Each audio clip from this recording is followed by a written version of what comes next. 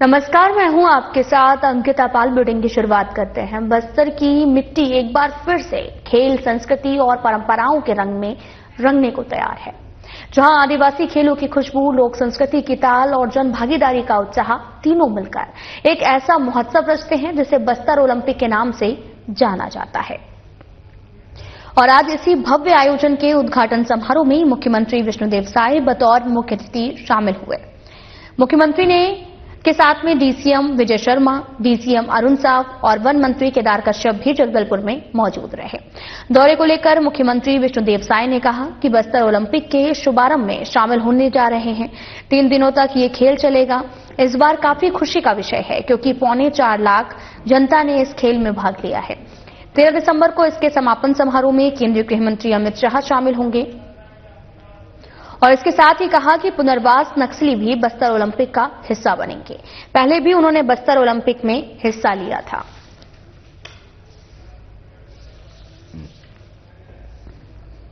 आज बस्तर ओलंपिक जो 3 दिवसीय है बस्तर स्तर का, वैसे ब्लॉक स्तर से पहले ही प्रारंभ हो चुका है और बस्तर स्तर का ओलंपिक का आज शुभारंभ है जो 3 दिनों तक चलेगा।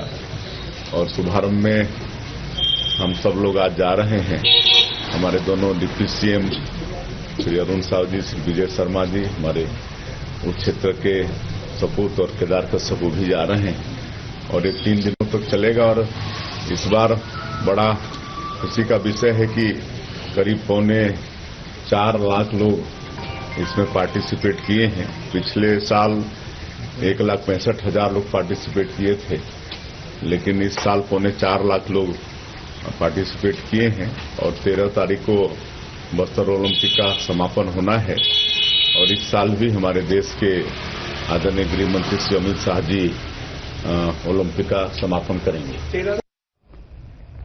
मुख्यमंत्री विष्णुदेव साय ने बस्तर ओलंपिक 2025 के तहत में संभाग स्तरीय प्रतियोगिता के शुभारंभ पर सभी को संबोधित किया।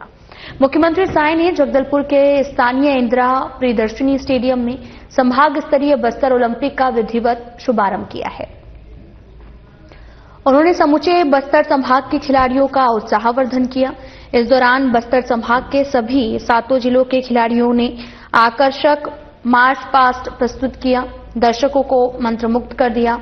मुख्यमंत्री विष्णुदेव साय ने शुभारंभ समारोह को संबोधित करते हुए कहा कि सरकार बस्तर के गांव-गांव तक विकास की धारा पहुंचाने के लिए हर संभव प्रयास कर रही है, जिसके परिणाम स्वरूप बस्तर अब शांति, समरसता, समृद्धि की ओर निरंतर अग्रसर हो रहा है। प्रदेश और देश के विकास में महत्वपूर्ण योगदान दे रहा है। कार्यक्रम को संबोधित करते हुए उप मुख्यमंत्री अरुण साव ने कहा कि बस्तर ओलंपिक न केवल युवाओं को खेल के माध्यम से आगे बढ़ाने की पहल है, बल्कि उन्हें विकास की मुख्यधारा में शामिल करने का माध्यम है। साथ ही उप मुख्यमंत्री विजय शर्मा ने भी खिलाड़ियों का उत्साहवर्धन करते हुए कहा कि बस्तर ओलंपिक युवाओं को विकास की मुख्यधारा से जोड़ने का सकारात्मक प्रयास है। इस अवसर पर वन मंत्री केदार कश्यप और ओलंपिक में ब्रॉन्ज मेडल सहित अन्य अंतर्राष्ट्रीय स्पर्धाओं में पदक विजेता खिलाड़ी पद्मश्री एमसी मैरीकॉम ने भी उपस्थित होकर खिलाड़ियों का उत्साहवर्धन किया और शुभकामनाएं दी।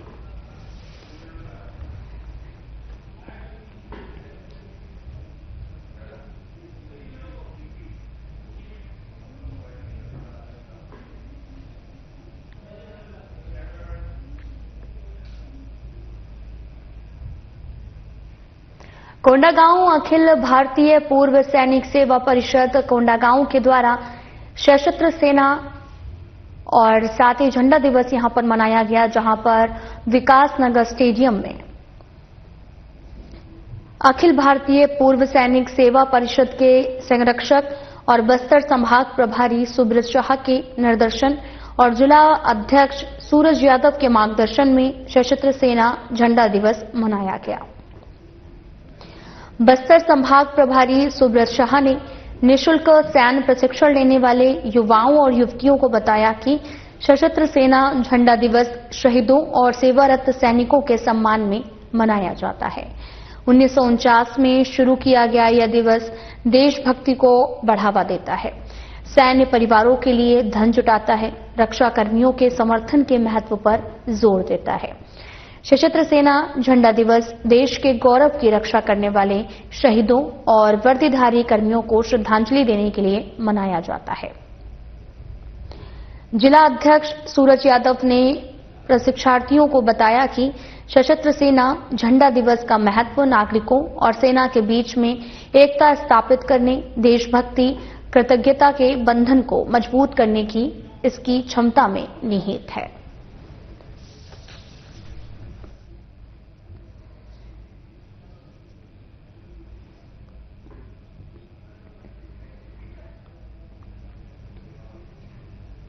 प्रदेश कांग्रेस अध्यक्ष दीपक बैज ने पत्रकारों से चर्चा करते हुए कहा कि पूरे देश में किसानों, दलितों, आदिवासियों की जमीनों के लूटने का षड्यंत्र चल रहा है। सरकार जमीनों के इस लूट की सहभागी है और खैरागढ़ छुई खदान गया था, वहां पर सीमेंट प्लांट लगाने के नाम पर किसानों की जमीन जबरिया अधिग्रहित की गई। जन सुनवाई का विरोध कर रहे ग्रामीणों पर लाठियां चलवाई गई। पूरे प्रदेश में उद्योगों, कोयला खदानों आदि के नाम पर किसानों की जमीन जबरिया अधिग्रहित की जा रही है। किसान विरोध कर रहे हैं तो उन पर लाठियां चलाई जा रही हैं। हसदेव, अमोरा, तमनार, खैरागढ़, मैनपाट, बीजापुर, बेल्लाडीला, कांकेर में यही हुआ। सरकार ने लोगों की सहमति के बिना उनकी जमीनों को उद्योगपतियों को दे दिया है।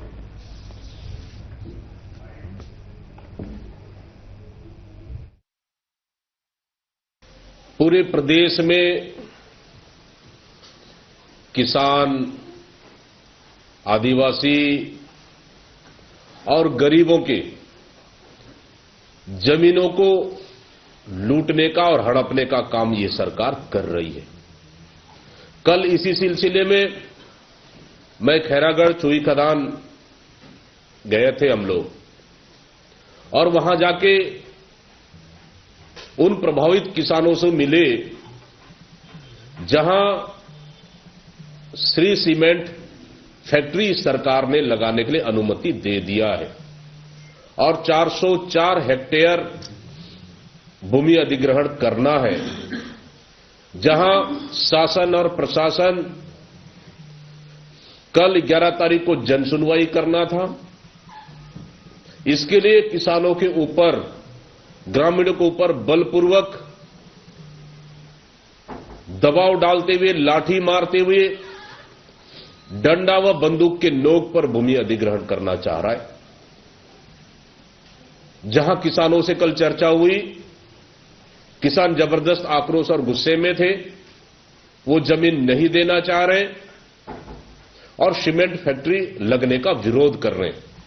इसका कांग्रेस पार्टी समर्थन करती है और हर परिस्थिति में किसानों के साथ, मजबूती के साथ कांग्रेस पार्टी खड़ी रहेगी।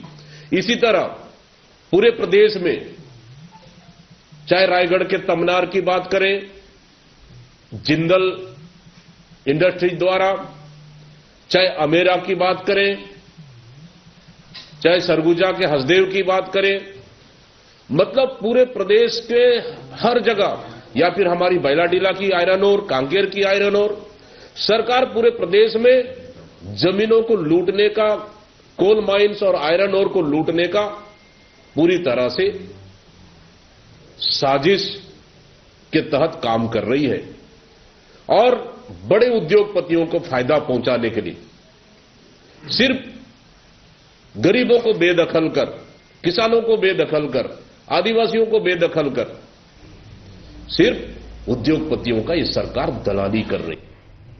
प्रदेश कांग्रेस अध्यक्ष दीपक बैज ने कहा कि मंत्रिमंडल के द्वारा, आपको बताते चले कि समर्पित नक्सलियों के आपराधिक प्रकरण वापस फैसले लेने की ओर और साथ ही समीक्षा की फैसला का निर्णय बेहद ही दुर्भाग्यजनक है। सरकार बताए जो झीरम कांड में शामिल थे, जो ताड़मेटला, रानी बोतली, एड्समेटा जैसे नरसंहार में शामिल थे, जो सैकड़ों हजारों नरसंहार में शामिल थे, क्या उनका भी आपराधिक प्रकरण सरकार वापस लेगी?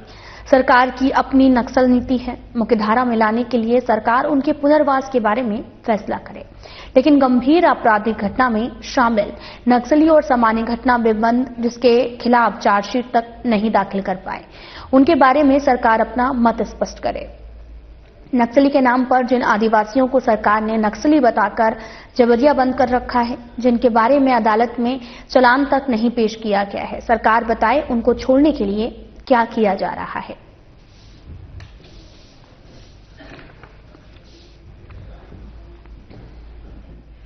साई कैबिनेट मंत्रिमंडल में फैसला लिया गया है कि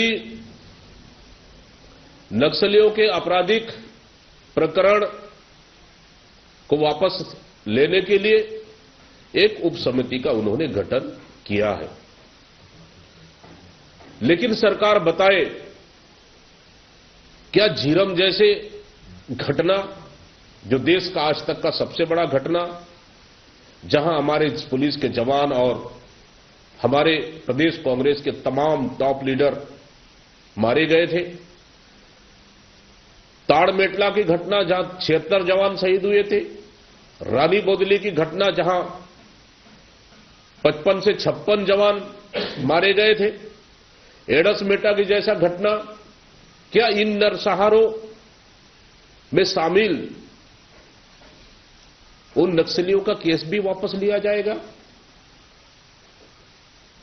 क्या झीरम घाटी जैसे घटना में आज भी वो शहीद परिवार आज भी उस घटना के सदमे से उभर नहीं पाए हैं? क्या उस परिवार से चर्चा हुई क्या सरकार की? क्या उस परिवार ने माफ कर दिया क्या उस घटना में शामिल नक्सलियों का? सरकार का क्या रुख है इस घटना पे? ठीक है, सरकार का अपना पुनर्वास है, नक्सलियों के सरेंडर करने का नीति उनकी पुनर्वास है, लेकिन इतनी बड़ी बड़ी घटनाओं पे शामिल नक्सलियों पे और उन शहीद परिवारों का क्या होगा? जो परिवार शहीद हुए हैं, उनका दर्द, उनका तकलीफ, क्या सरकार ने उनको पूछा क्या करना चाहिए? ऐसे केसों पे सलाह लिए, ये सबसे बड़ा। प्रदेश कांग्रेस अध्यक्ष दीपक बैज ने कहा कि आज एसआईआर की अंतिम दिन है और अभी तक सभी नागरिकों का एसआईआर तक नहीं हो पाया। प्रदेश के बहुत से नागरिक रोजी रोटी के लिए बाहर गए हैं, उनका एसआईआर नहीं हुआ। आज भी लाखों लोगों का फॉर्म बीएलओ तक नहीं पहुंचा। हमारी मांग है कि एसआईआर की अवधि 3 महीने और बढ़ाई जानी चाहिए ताकि हर नागरिक का नाम मतदाता सूची में आ सके।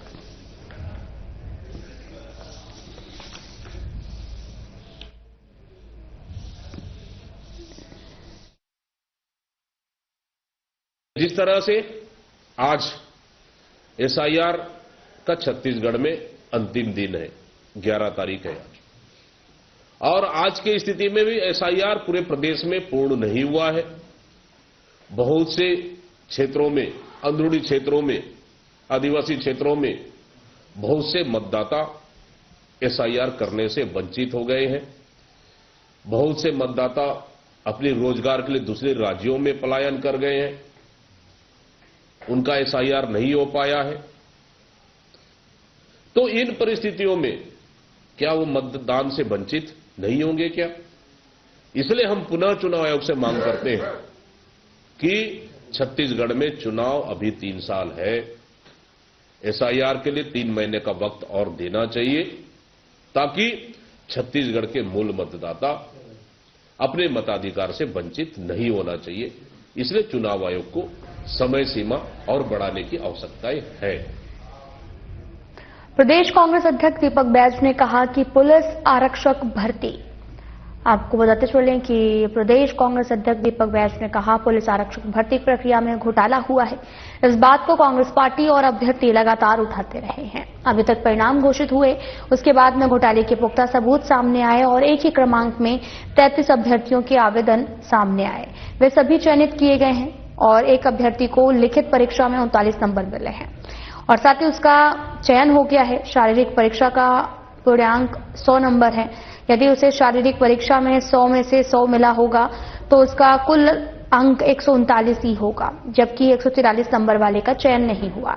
लिखित परीक्षा का नंबर सार्वजनिक हो सकता है तो शारीरिक परीक्षा का नंबर क्यों नहीं जारी हुआ? दोनों मिलाकर प्राप्तांक क्यों नहीं जारी किया गया? सरकार भर्ती परीक्षा में घोटाले और युवाओं के सपने बेच रही है। पुलिस आरक्षक ही नहीं, फॉरेस्ट आरक्षक, आरआई परीक्षा सहित अनेक परीक्षाओं में बीजेपी सरकार ने घपले करवाए हैं।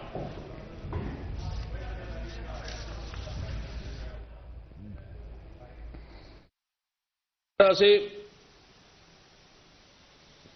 कल परसों से 2 दिनों से जो पुलिस पूरे प्रदेश में पुलिस के आरक्षक भर्ती का रिजल्ट आया है, तब से प्रदेश के युवाओं में जबरदस्त आक्रोश और गुस्सा है। वो इसलिए क्योंकि इस सरकार ने इस पुलिस भर्ती में भी फिर से बड़ा घोटाला किया है। अपने चहेते, अपने मनपसंद और लेन देन कर इस आरक्षक भर्ती को फेयर करने के जगह इन्होंने पूरी तरह से धांधली की है। ये मैं नहीं, प्रदेश के युवा कह रहे हैं और प्रदेश कांग्रेस कमेटी भी कह रही है। वो इसलिए क्योंकि जब प्रदेश के हजारों लाखों युवा जब चयन के लिए मापदंड में खरे उतर रहे हैं, लिखित परीक्षा होता है, उसका रिजल्ट घोषित कर दिया जाता है,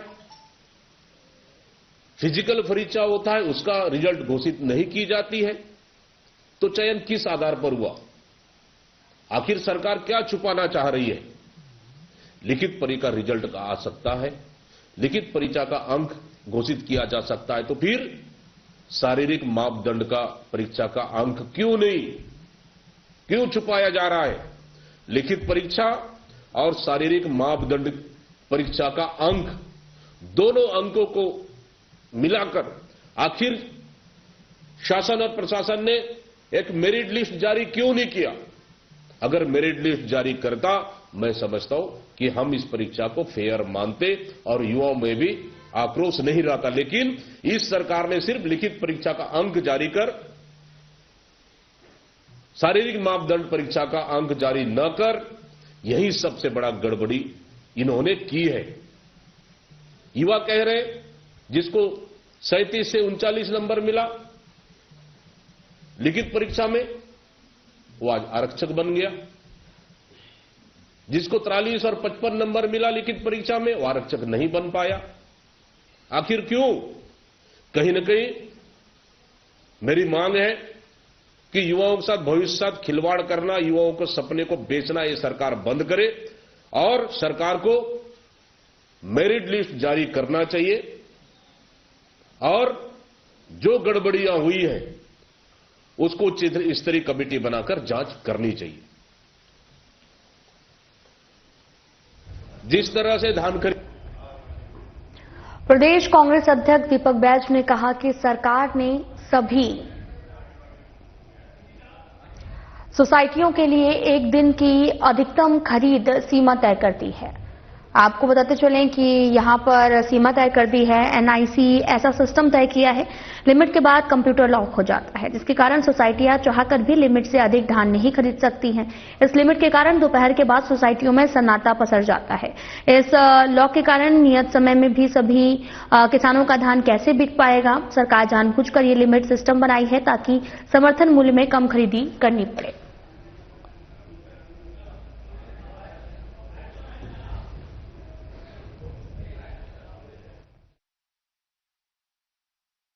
पूरे प्रदेश में सरकार ने में जबरदस्त धान खरीदी केंद्रों में खामियां हैं। एक तो टोकन मिल नहीं पा रहा है, टोकन के लिए दर दर भटकने को मजबूर है। दूसरी तरफ सरकार ने हर खरीदी केंद्रों में एक लिमिट तय कर दिया है, पर डे का लिमिट तय कर दिया है।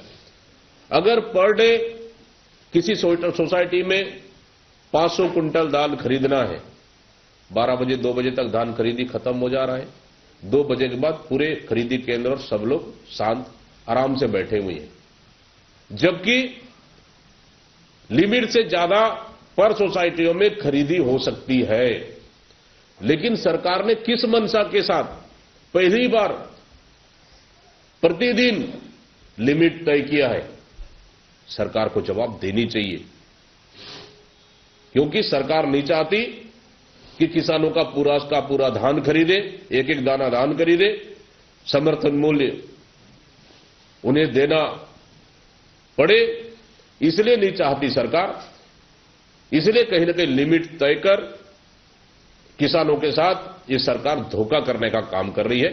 हम सरकार से मांग करते हैं कि जो पर डे लिमिट सीमा खरीदी केंद्रों में सरकार तय की है, उस सीमा को हटाकर जितने हो सके उतने टोकन पर डे सवेरे से लेकर शाम तक धान खरीदी होना चाहिए, ताकि सभी किसानों का टोकन और धान खरीदी बराबर हो सके। कोंडागांव अखिल भारतीय पूर्व सैनिक सेवा परिषद के बस्तर संभाग प्रभारी सुब्रत शाह ने अपने जन्मदिन के अवसर पर निःशुल्क सैन्य प्रशिक्षण लेने वाले युवक और युवतियों को पौष्टिक आहार वितरण कर जन्मदिन मनाया।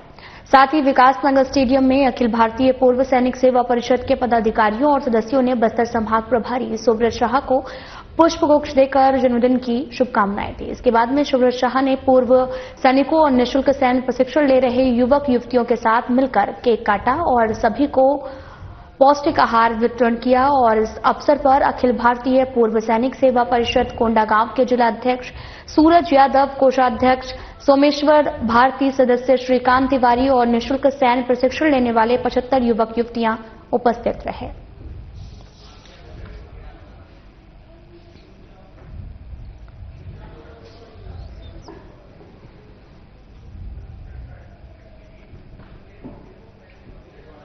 महापौर संजू देवी राजपूत ने स्वामी आत्मानंद राजकीय उत्कृष्ट विद्यालय दर्री में सरस्वती साइकिल योजना के अंतर्गत छात्राओं को 73 साइकिल वितरण कर छात्राओं का मार्गदर्शन कर संबोधित किया। इस दौरान उन्होंने कहा कि बेटियों की शिक्षा और सशक्तिकरण के लिए सरस्वती साइकिल योजना एक महत्वपूर्ण कदम है। सभी को उज्जवल भविष्य की शुभकामनाएं दी और इस अवसर पर पार्षद राधा महंत, जनक राजपूत, लक्ष्मण श्रीवास, मंडल अध्यक्ष मनोज लहारे, तुलसी ठाकुर सहित अन्य पदाधिकारीगण उपस्थित रहे।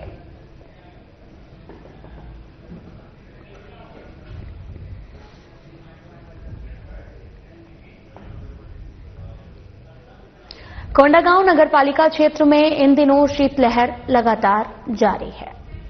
आपको बताते चले कि यहां पर जिसमें आमजन को भारी परेशानियों का सामना करना पड़ रहा, ठंड के बढ़ते प्रभाव को देखते हुए कोंडागांव नगरपालिका प्रशासन द्वारा प्रतिदिन शहर के प्रमुख सार्वजनिक स्थलों पर अलाव की व्यवस्था की जा रही है और बस स्टैंड, जिला अस्पताल परिसर सहित कई अन्य भीड़भाड़ वाले स्थानों पर अलाव जलाए जा रहे हैं, जिससे रात्रि के समय ठंड से ठिठुर रहे लोगों को बड़ी राहत मिल रही है।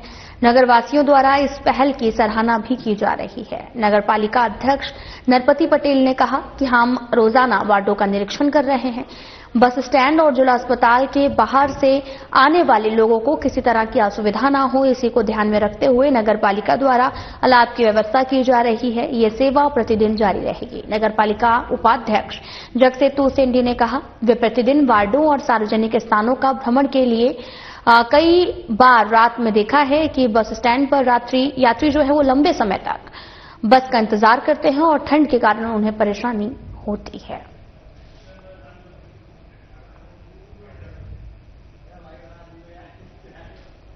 फिलहाल बुलेटिन में इतना ही। नमस्कार।